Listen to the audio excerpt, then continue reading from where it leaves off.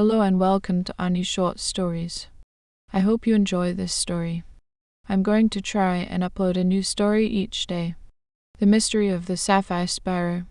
On a brisk autumn evening, Featherstone Hall glittered like a jewel itself, its grand ballroom awash with the opulence of a masquerade ball. Mr. Archibald Featherstone, a collector of rare antiquities, had opened his mansion to the elite art dealers, rival collectors, and socialites all cloaked in extravagant costumes. The occasion?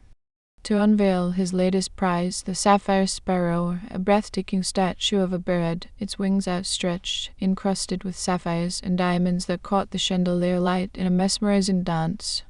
Forged centuries ago for a monarch with an affinity for avian beauty, it was priceless, irreplaceable, and now the centerpiece of Featherstone's study. The night buzzed with excitement.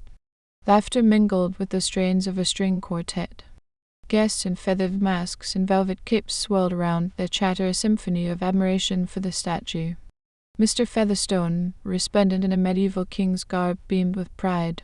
Yet, as dawn crept over the horizon, a chilling discovery awaited.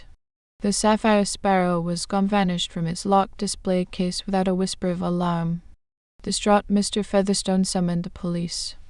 But, wary of their bureaucratic pace, he also enlisted Holly Arnold, a private detective in her late 20s whose reputation for unraveling the impossible preceded her.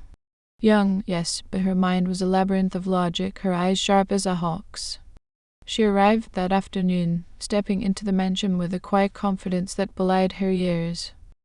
"Miss Arnold, thank you for coming," Mr. Featherstone greeted. "The Sparrow isn't just valuable, it's a piece of history. I need it back," Holly nodded. The display case stood open, glass and marred, the alarm silent as a tomb. "Tell me about last night." The party, the guests, anything unusual. He recounted the evening, how the masquerade had drawn a vibrant crowd, how he'd last seen the statue at 10 p.m. After that, he'd been swept up in hosting duties. It was a splendid affair. Nothing seemed amiss. Holly knelt by the case. A single iridescent feather lay on the shelf, delicate and out of place. Feathers at the party? Oh, plenty. The bird costumes were all the rage, ravens, peacocks, you name it. Then, glinting on the floor, she spotted a silver cufflink engraved with a bold "C." You recognize this? She held it up. He frowned. "No, not mine. Perhaps a guess the clues were subtle. No forced entry, no trip to alarm someone knew the house's secrets." Holly's mind whirred. An inside job? Or a cunning outsider? She began with the household. Mrs. Selina Featherstone, elegant in her distress, sat primly. "I stayed near Archibald all evening. We retired at midnight. I heard nothing. Jonathan, their son, sprawled in a chair. I was gaming online after the party. I didn't leave my room." Holly pressed. "My guild mates.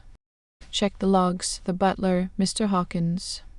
I cleaned until 1 a.m., then retired. All was well. Miss Clara, the maid.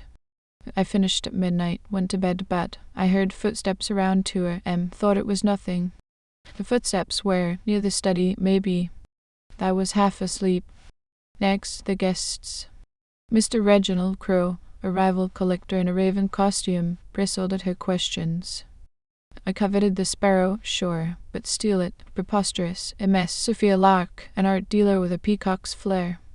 My business is above board. Theft's not my style. Both had motives. Crow's obsession, Lark's black market ties. Elusive as mist. Holly returned to the study. The window caught her eye, ajar despite Mr. Featherstone's insistence it had been shut.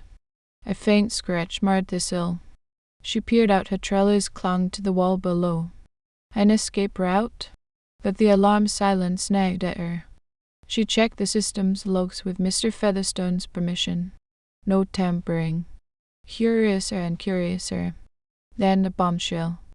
"Miss Arnold," Mr. Featherstone hesitated. "The Sparrow has a hidden compartment. I found it recently, a key inside, to a safety deposit box with family heirlooms." "Who knew? No one? Not even a leaner? Not just a statue, but a gateway to greater treasure. How hard is it to open?" "The puzzle. Pressed the gems in order. Took me weeks' time, then was her ally. Deduction in motion. Holly's investigation deepened. The feather matched Peacock Hugh's MS. Lark's costume. The cufflinks she pointed to Crow, perhaps, but Jonathan's initials fit too. She tested alibis. Jonathan's gaming logs confirmed his story, yet he could have slipped out. Clara's footsteps hinted at a late-night prowler. The window suggested an exit, but the trellis bore no fresh damage. She needed more.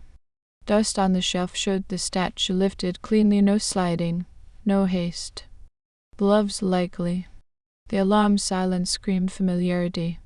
Someone with access or knowledge. Then inspiration struck a trap. She'd bait the thief with lies tailored to each suspect.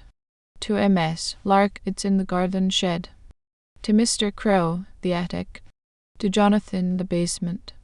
And so on. With Tom, her tech-savvy assistant, she watched that night. Shadows shifted under moonlight. A figure crept to the shed MS. Lark, cloaked in black, her peacock grace traded for stealth. Holly pounced. Found what you're after. MS, Lark bolted. The Sparrow, where, cornered.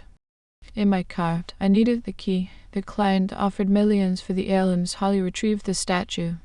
The police took Lark away. Mr. Featherstone, overjoyed, opened the compartment before Holly. A key, as promised, nestled within. You're extraordinary, Miss Arnold. She smiled. Just logic and a bit of luck as she left Featherstone Hall, the Sapphire Sparrow safe. The winged thief MS. Sophia Lark, her name a bird itself, had been grounded by deductions on her wing flight. Thank you for listening. I hope you enjoyed this story.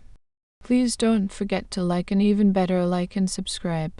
Thank you very much, and I hope you have had or have a great day.